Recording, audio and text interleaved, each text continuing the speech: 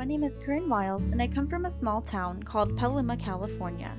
Petaluma is known for its vast egg production and for many industries including poultry and dairy production, and for being home to popular brands like Clover and Rosie and Rocky organic chicken.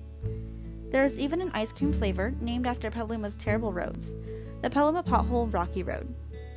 Sadly, due to the devastation of the North Bay fires, the Clover Stornetta Dairy faced a lot of damage and will have to rebuild. Petaluma also celebrates the Butter and Eggs Day Parade, where the community comes together to support and celebrate what makes Petaluma, Petaluma. Even the movie American Graffiti was filmed in the historic downtown Petaluma.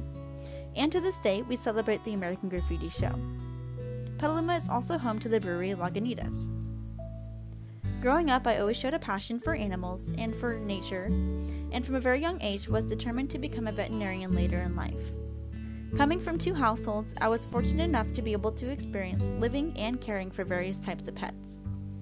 Pets such as lizards, geckos, frogs, fish, and chinchillas, and as well as for domestic animals such as dogs and cats. There was never a time in my childhood where I didn't have some sort of animal in my life, and as I got older, I learned how truly special pets are, and how sometimes humans don't always appreciate that and mistreat them.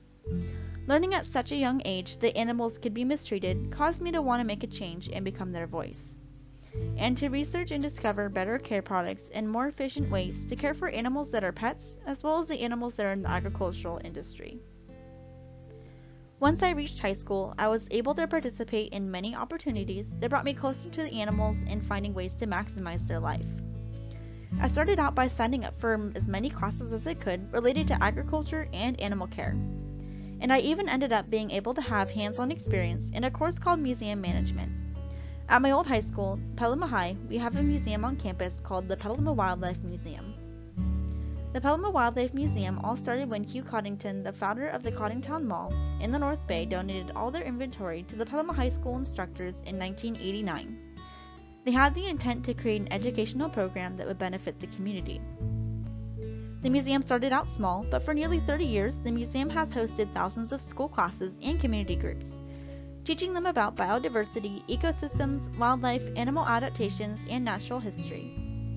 The tours are conducted by trained high school students called docents and are developed around California's state science standards. Great school tour visits exhibits representing Africa, Asia, and North and South America. Students also explore our large mineral, fossil, and forestry displays, and there are also hundreds of taxidermied animals as well as live animals that engage children and bring the science lessons alive. Being a part of this museum allowed me to gain the necessary and beneficial skills such as responsibility for caring for the animals and exhibits housed in the museum, as well as for public speaking, as we were required in the class to give tours to children that came for educational purposes. It was our responsibility to make sure we offered accurate and fun information, and we educated the children on the importance of proper care and behavior towards animals of many different species. Being a part of an educational program such as this made me feel obligated to pass on the knowledge of treating an animal humanely and aiming to give them the best life they can have. Also, by teaching the younger generations the importance of this, in the future it's possible there could be less and less animal mistreatment in both domestic animals and in animals in agriculture. My goal for the future and to continue fighting for animal welfare has further developed since I have been studying at Chico State.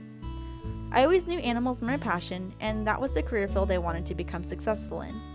So I began looking for new possible ways that we can help improve animal welfare within agriculture. Animals being treated humanely is a new demand from consumers that are only getting larger. If consumers know that the product they are buying was produced with animal welfare in the forefront, then they are more likely to purchase that product even if it's a little costlier. The consumer will also feel good for contributing to a company that keeps an animal's well-being in mind.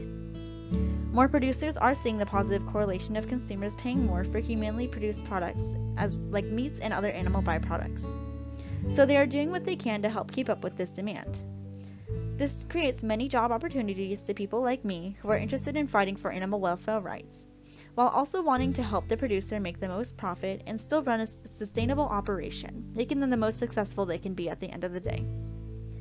Animals deserve to be protected and to be given the fullest life possible no matter what. It doesn't matter if there are animals of production or domestic animals. Animals deserve to have a nice life that is free from harm and they are happy and healthy.